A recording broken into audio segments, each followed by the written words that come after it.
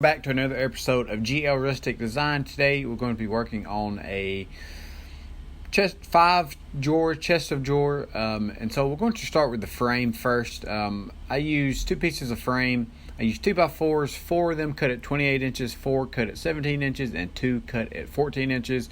Here you see me drilling pocket holes in one of the 14 inch, two of the 17 inch, and two of the 28 inch, so that we can later attach the top of the chest of drawer down. So pre-drill holes and all of the 17 inch pieces. You'll later attach the 17 inch 2x4s to the 28 inch 2x4s, and then in the middle you'll attach the piece the 2x4 that you cut at 14 inches. And this will be your actual frame of the chest of drawer. Make sure that these line up. This is your overall support of the chest of drawers. Once you get both of these done, take one of them and put the pocket holes so that you can later attach the top down. The next step is to do the sides. I cut these 1x10s, store-bought 1x10s at 50.5 inches long, and then you'll need to cut a total of 4 of these. And then once you get the pocket holes drilled in one of them, you can go over a table saw or however that you prefer to cut your wood, and then you connect two of these together. And then once you connect both of those together, you measure how much you need to cut off of the 1x10s, and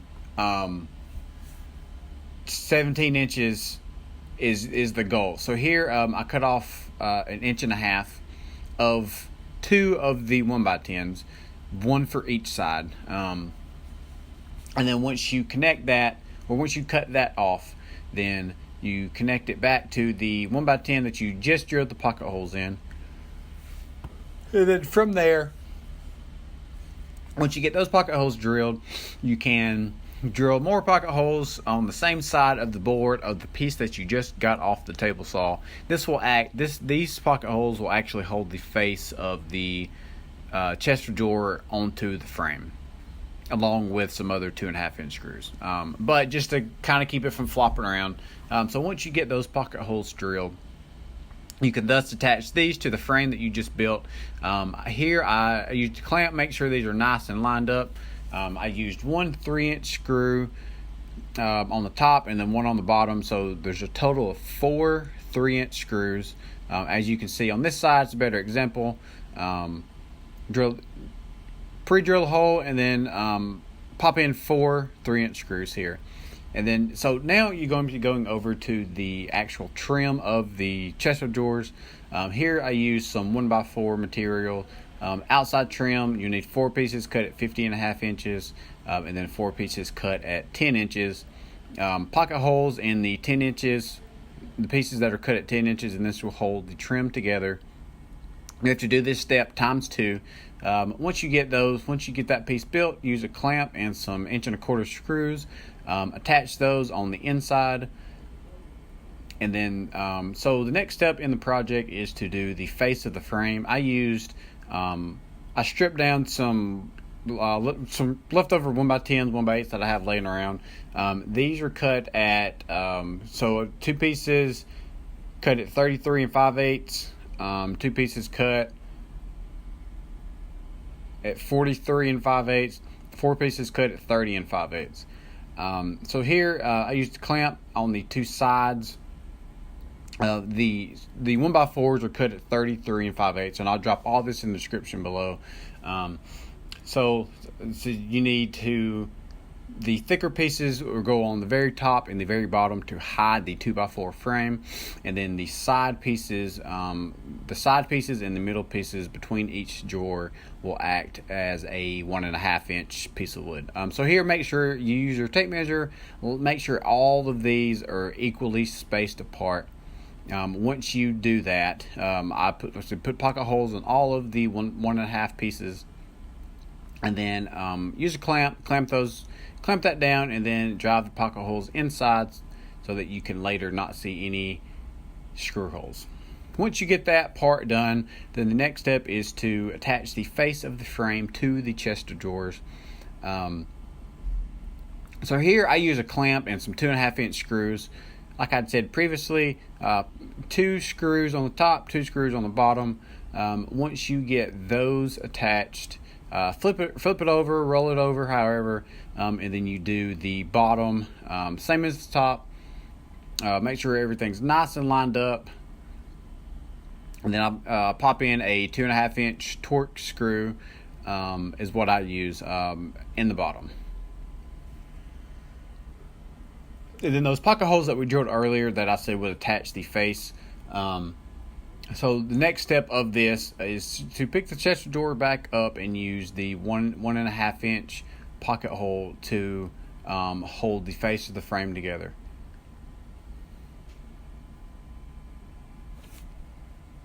And then once you get to that point, I actually go ahead and I stain my whole chest of drawer. And once you get the stain done, I stain it espresso, which is a dark brown, and then I go over it with a white. So once you get the whole thing stained, I actually go ahead and I create the top two so that I can stain all of the pieces together. So the top, I used oak. It's going to be 3 inches wide. Mine are true 2x10s. So here at the top, you just want to cut two pieces. I use them as breadboard ends. You could cut them at 36 inches to avoid the breadboard end side. But if not, you can follow along in the video. So here I cut the 2x10s at 16 inches long, and then my end pieces will be 10 a piece, so that will give me 20 inches long, and then my two end pieces will give me my 36 inch top. Or the top can hang over as much as you please or as little as you please. So like I said, these were cut at 18 inches, not 16, not 20. 18 inches long, two of these, and then my end pieces, they're a true 10 inches wide. I said all this is white oak rough cut that I've got from the sawmill, and I used 2.5 inch pocket holes here in the side pieces. I have other videos explaining as well how to do the breadboard ends, but like I said, you can follow along the 2.5 inch pieces on the side, and then you have to repeat this step times 2. And then I'll later come back and I use some Valspar High Tide white paint. And this is how I actually distress the piece. I stain the whole thing first, and I come back with some paint and a brush. And I purposely miss like corners and whatnot instead of coming back and sanding later. And I always put 2 coats of white on it just to give it a real, white color. Also, the drawer faces, I do the same as well. I measure the width. And also the length of these, and I cut those, and I do all that separate, laying off to the side, stain it, and then I come back with the white paint and do that as well. And the faces are, you can get a 1x8 from the store, and those are 30 1/8 long. You need 5 of those. So here I'm just measuring off where I'm going to put the slides. I usually measure up 1 inch or 2. They really don't have a particular spot they have to go in. But I put me 2 marks. And to make sure that the drawer slide is not past the face of the drawer, unless you want your drawers to stick out. But here, just put in 2 screws that come with the drawer slides, and I will link those in the description below. Once you get all of those in, it's time to start making the drawer. So here, I cut some 1x8s at 16 inches long, since I'm using 16-inch drawer slides. And then I mark off where I actually need the drawers to be, where the drawer slides need to be. And how I mark it off is I put the slide in there at first. It just takes out all the math involved. And then when I just use a pen, mark a line of where it's even at, and then I come back and I measure it up, and I do this for all of the sides of the drawer. And then your next step is to start cutting the bottom of the drawer. So here I use 1.5 inch pocket holes. you measure the distance between those two pieces that you just put on the actual drawer for the outsides of the drawer slide. And when you get your distance, I use some 1x8s. It's two 1x8s, and then a little piece on the back end is usually about 1.5 inches to get your 16 inches. And then here, like I said, making the base, I use pocket holes to connect all these together to make one big sheet. You could also always go with plywood if you don't feel comfortable using this many pocket holes or just don't want to buy one. Connect these together, and then put the last 3 pocket holes to connect the small piece on the back. Then also, you can see on the left and the right sides of these, I have pre-drilled those 4 pocket holes, which will hold, is how I connect it to the sides.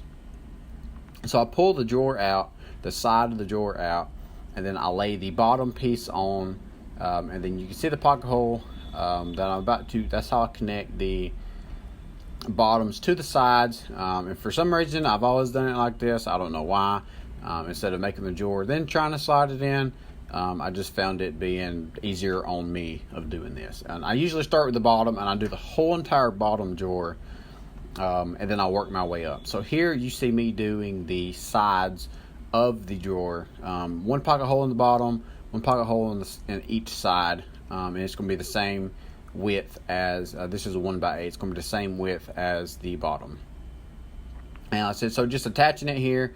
I said I always use the bottom first just to make sure it's secured, and then each side, and then like I said, work your way up from the bottom to the top. And I always put the face of the drawer on.